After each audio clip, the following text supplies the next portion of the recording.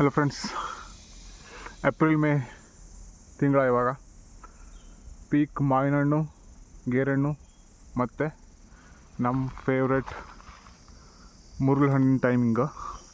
So ಇಲ್ಲೇ ಮರದ ಕೆಳಗಡೆ ಕೂತ್ಕೊಂಡಿದ್ದೀನಿ. ಇವಾಗ ಇದನ್ನು ತಿನ್ನಬೇಕು. ಸೊ ಇವಾಗ ತೋರಿಸ್ತೀನಿ ನಾನು ಹೇಗೆ ಓಪನ್ ಮಾಡೋದು ಅಂತ.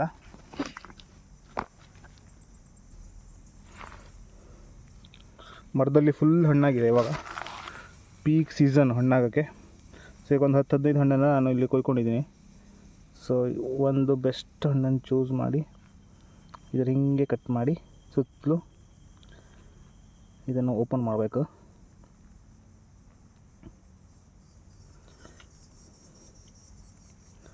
ನೋಡಿ ಹೆಂಗಿದೆ ಅಂತ. ಇದರ ಕಲರ್ ನೋಡಿ ಹೆಂಗಿದೆ ಅಂತ.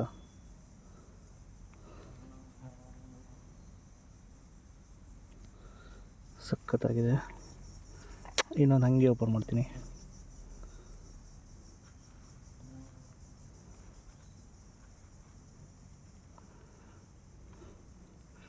ಈ ಚಾಕು ನೋಡಿ ಬ್ಲಡ್ ಥರ ಕಾಣಿಸುತ್ತೆ ಇವಾಗ.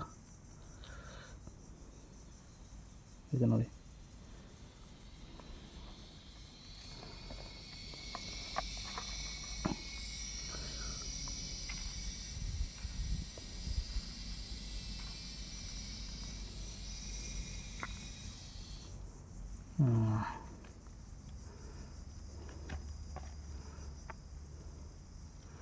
ಸಖತ್ತಾಗಿ ಕಾಣ್ತಿದೆ.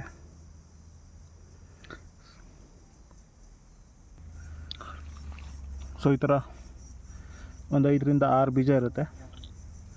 ಸೊ ಇದನ್ನು ಫುಲ್ಲಾಗಿ ಬಾಯ್ಲ್ ಹಾಕಬೇಕು, ಆಯಿತಾ?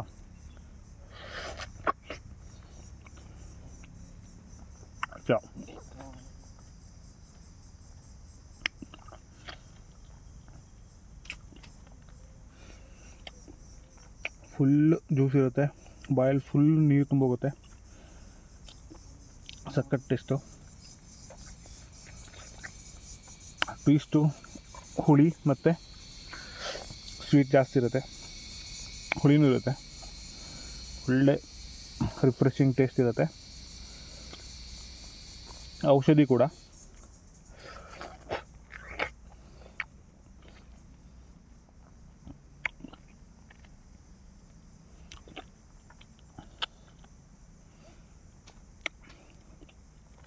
ಹೊಟ್ಟೆ ಏನು ತುಂಬಲ್ಲ, ಒಂದು 10-15 ಹಣ್ಣು ಕೂಡ ತಿನ್ಬೋದು. ಅದು ಸ್ವಲ್ಪ ಹುಳಿ ಜಾಸ್ತಿ ಇದ್ದರೆ ಒಂದು 5-6 ಹಣ್ಣು ತಿನ್ಬೋದು ಅಷ್ಟೇ.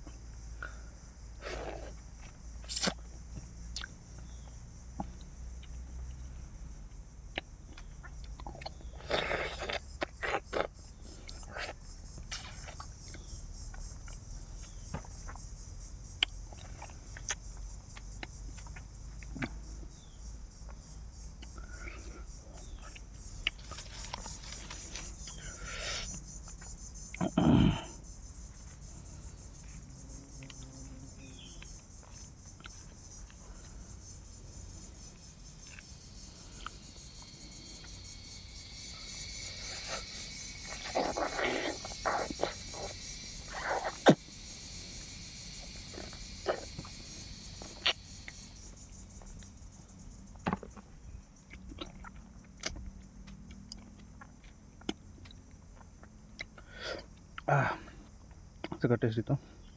ಈ ಸಿಪ್ಪೆ ಕೂಡ ಯೂಸಿಗೆ ಬರುತ್ತೆ.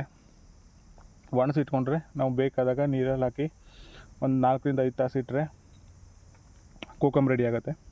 ಸೊ ಆ ನೀರನ್ನು ನಾವು ಯೂಸ್ ಮಾಡ್ಬೋದು. ಇಲ್ಲಾಂದರೆ ಡೈರೆಕ್ಟಾಗಿ ಬೀಸಿ ಕೂಡ ಯೂಸ್ ಮಾಡ್ಬೋದು.